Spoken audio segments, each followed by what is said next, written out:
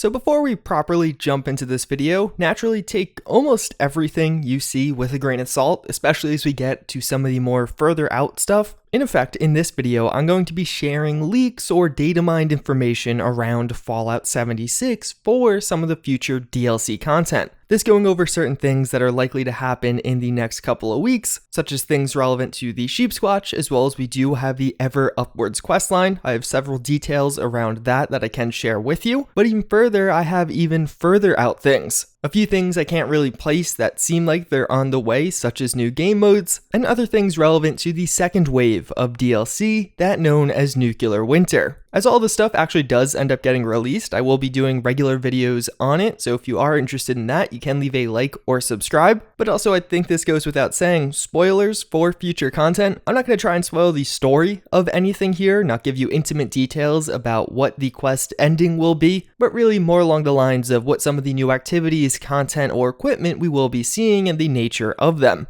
And for this video, I'm going to go in chronological order, so things that I think are very soon to things that I think are farther out. So the first thing to touch on is the Sheepsquatch. This has been a pretty big mystery that we don't have a direct answer to just yet. A few weeks ago, we got the Sheepsquatch questline, and as you completed that, it became quite clear, hey, there's no Sheepsquatch. But in the weeks following that, there have been several teases in the game, making it seem pretty likely that the Sheepsquatch is coming in a future update. I've shown you these images in the past, which are the visual look at the Sheepsquatch, what it's actually going to look like as you experience it. But outside of that, there have been several quests that give you sneak peeks at this. Some of them just referencing the Sheepsquatch or Sheepsquatch sightings. One of them actually giving you audio and some visual of these quills that are from the Sheepsquatch.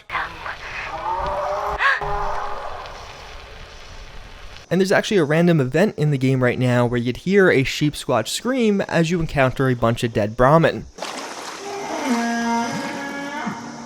One thing interesting about this though, right when the Sheepsquatch questline came out, data mining found that there were several side quests and other miscellaneous activities that would be added. That's pretty much all of the stuff I just showed you. All of the things that were added in with that update leading up to the Sheepsquatch has come out. So naturally, it seems like the next logical step would be the Sheepsquatch is next. I don't know if that means it's coming out this coming Tuesday. Bethesda hasn't said that, or maybe it's going to come out with the next questline, but it seems like we're right on the cusp of this one. As far as the Sheepsquatch itself goes though, we know there's going to be several different variants. You can find listings for a toxic, noxious, and necrotic variant. We don't know exactly what they're doing, but it's pretty unique, similar to how the Mothman has like the Wise Mothman and other unique variations.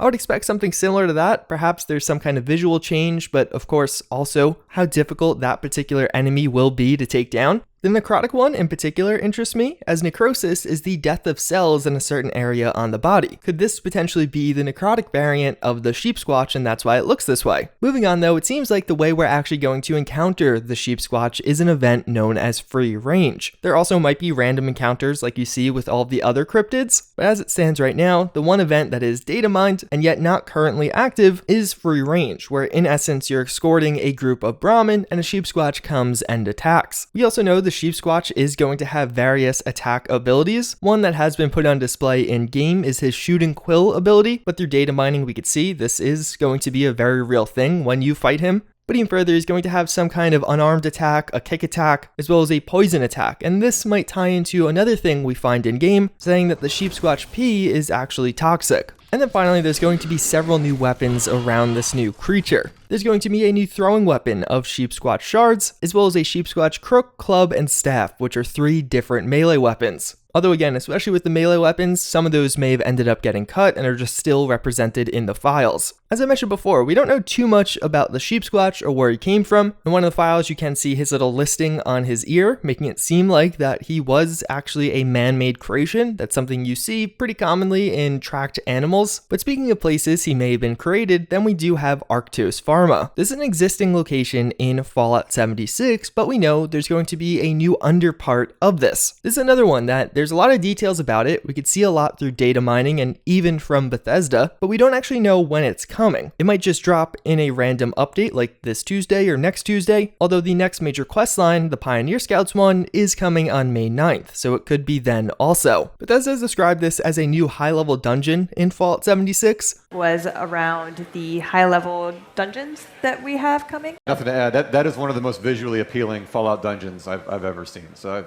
I can't wait to. It's in the trailer, so you can say what it is. Okay. Yeah, it is. It is the Arctos lab.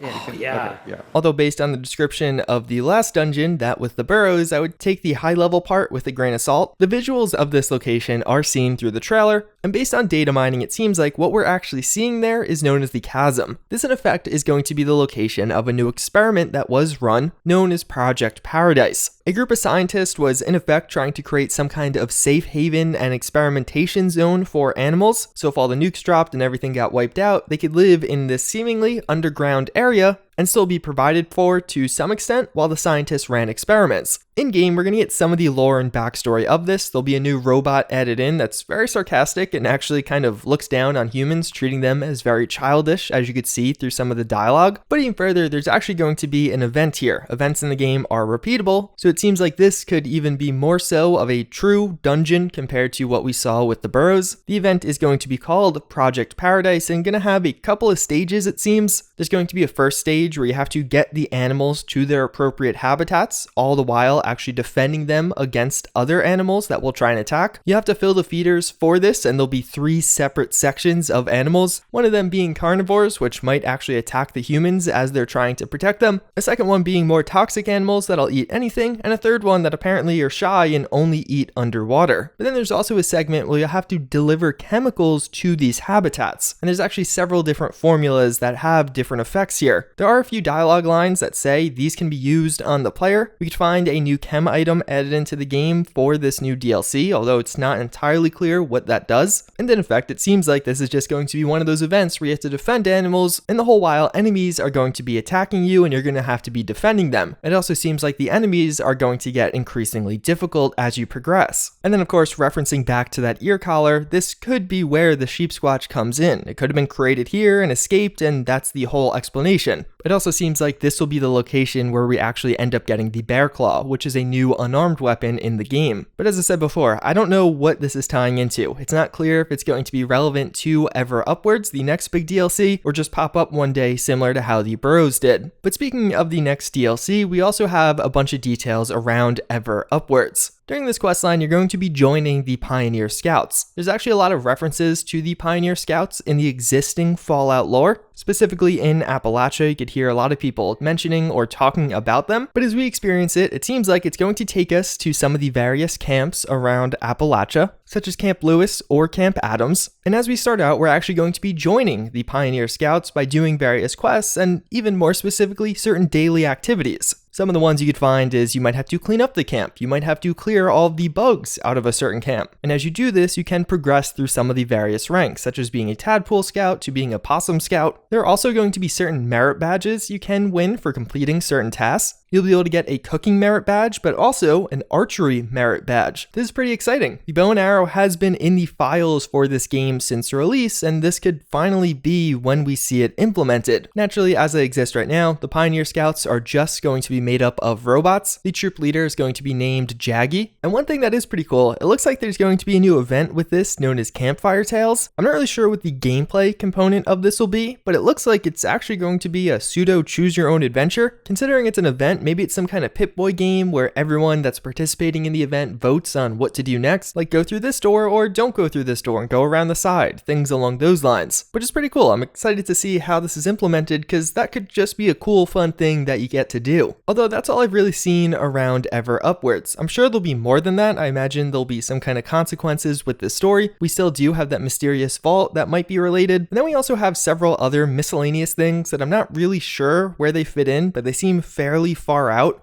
There's a secret agent quest where you have to like flip a breaker, killing the lights, craft a pipe gun, listen to a holotape, then kill a Protectron. I don't really know how that's going to tie in. Maybe that's the end of the Ever Upwards. It gets pretty serious towards the end, perhaps. There's going to be a bandit bot, very similar to the insult bot, that will try and hold you up and take your items. As of right now, I'm not really sure if he will successfully take your items, but he definitely will try to fight you if you don't give him your items. There's some kind of Stimpak diffuser item, which basically will make it so while using a Stimpak, it'll distribute it to everyone on your team. And then what I found the most interesting is several new game modes, known as TDM, TDM One Life, Workshop Assault, as well as Free For All. All the way back in the Fallout 76 beta, there were datamined loading screens that suggested we were getting some kind of TDM mode and there'd be a quick play option that randomly assigns you teammates. Even though some of that datamined load screen information is 5 months old at this point, seeing these things pop up again now more recently, it certainly seems likely that they are going to be a feature of this game in the future. I'm not entirely sure where these game modes fit in. For the Nuclear Winter DLC, it is listed that we will be getting a new game mode. This could be that, but it's not really confirmed one way or another. For a lot of the file listings for Nuclear Winter stuff, we can see the code name Babylon. That's the name they're using in the files to represent this DLC, so from that, we could actually infer several things coming with Nuclear Winter. We already know that we're getting new content in the form of Vault 94 and 96. These are going to be high-level Vault dungeon raids, and we have some details on this. I've made a full video looking at the interior of these vaults if you're interested, but from the files, we could see that when you actually enter into Vault 94, you're going to have the option as to which mission you want to complete with your team. And it seems like this is going to be genuinely instance dungeons. But again, this is still far out, so we'll see how it actually ends up getting implemented. But again, as you enter Vault 94, you can complete Dead in the Water, Meltdown, or Washout. Some details: seemingly Dead in the Water will make it so the vault floods and certain areas are locked off, so there might actually be a visual change in the vault of having water levels rise up. For Vault 96, as of right now, there's only one mission that you can see. It's basically just that Vault 96 is experiencing a severe external contamination episode, putting the preserved fauna at risk. Potential damage to the ecosystem is high. But something else that is pretty interesting is we could actually see file listings also for Vault 63. It has 3 missions of Reactor Meltdown, Fire Outbreak, and Riot. Although, at least as it stands right now, Vault 63 wasn't slated to be included with the Nuclear Winter DLC. It only listed Vault 94 and 96. I'm not really sure how that fits in. Maybe it just is going to be a surprise edition that we didn't know about just yet. We also can see that apparently new weapons and, even more exciting, new weapon mods are coming with Nuclear Winter. We don't have too many details on this. You could just see the Babylon listing with them. And then finally, we actually can see the listings for the holotape for the Nuclear Winter Prologue. So seemingly when you start this new game mode, quest, event, whatever it ends up being, this will be one of the first things you hear. And more or less, there's a lid opening, a person getting out to find the world devastated. Although it doesn't seem like this NPC was actually in the vault, but rather outside of the vault. And then from there, he mentions the words Town, River, Fork, with a lot of emphasis put on them, how he's going to unplug that goddamn bucket of bolts, and even further how Tinman mentioned Reclamation Day and you have to find them and have to go north. I'm not really sure how this all ties in. The bucket of bolts could be referring to Modus, who launched a bunch of nukes, but it is interesting, and there's definitely a lot of room for speculation on this one. I'll have a link to the file of this down below if you guys do want to read it for yourself. And that's pretty much all I have. There's probably more. This gives you, I think, a decent idea of what to expect over the next couple of months.